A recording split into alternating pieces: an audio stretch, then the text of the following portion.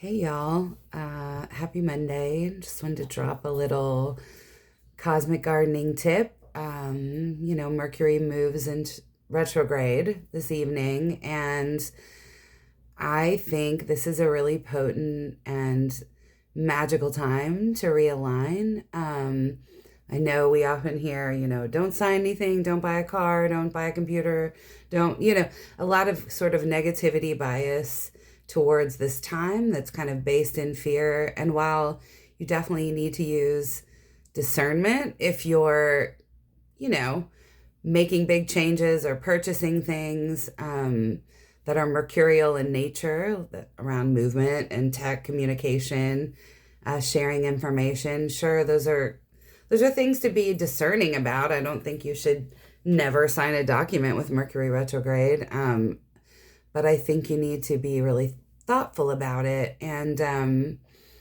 know that it may change. So Mercury rules language and communication and movement, and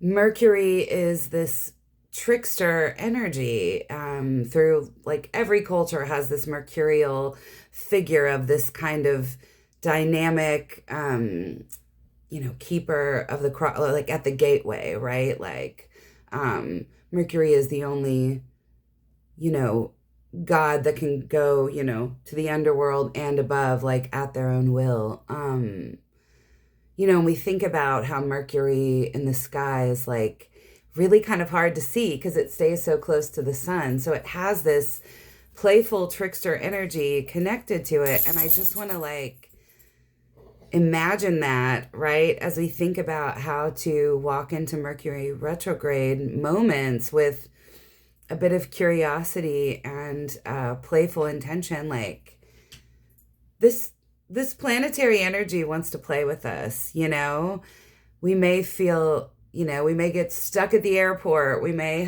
get a flat tire, our computer might go out, we might have all of these challenges with how we, typically directly work with communication and movement and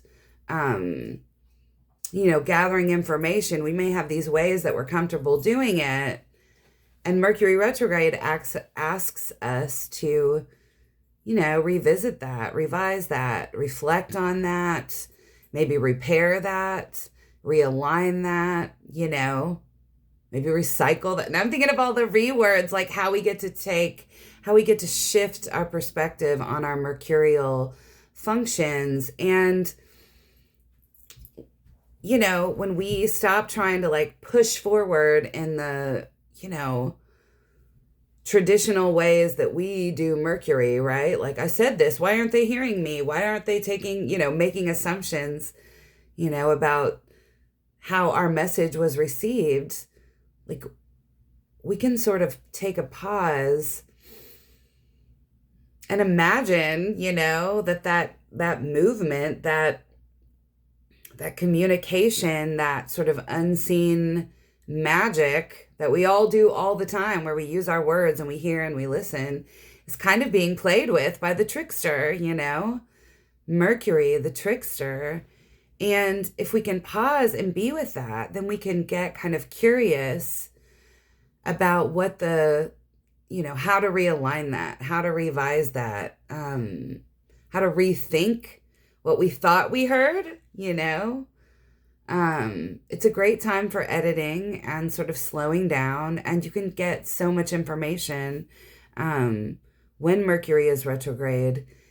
And I like this one, because we're going from Mercury in Sag to Scorpio, and then it'll move back into Sagittarius. And Sagittarius can have a lot of like conviction in its beliefs. It knows what it thinks is the truth, the ultimate truth, and like, I get it. I have a Mercury and a fire sign. We have a lot of conviction, but Sagittarius particularly, like, really wants to believe what it thinks. And Mercury always wants to kind of get more information, find, like, it's curious, right? So moving into Scorpio, like, that gives Mercury the opportunity to dig a little deeper, and kind of understand, the unseen, maybe shadow nature of like what lies beneath the surface of why we believe what we believe. So what a cool opportunity to play with that and investigate that during this Mercury retrograde. I think it's a cool opportunity, and I think this Mercury retrograde is such a power, like speaking of Mercury as like sort of at the crossroads, I do feel like, Mercury stationing retrograde just after Pluto's moved into Aquarius, it's sort of setting off this procession of major planetary movement for the next several months. So, Mercury is retrograde, which happens like 3 times a year. Next month, I always say, this is a Mercury revision I want to work on. Okay.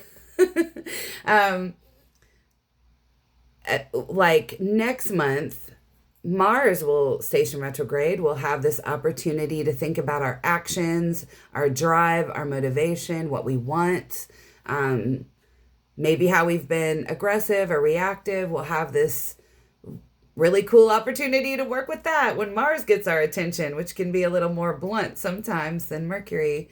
And then as soon as Mars stations direct in like February, in March, Venus will then go retrograde, and we'll get to think of all our, what we value, what we love, what's beautiful to us, what we desire.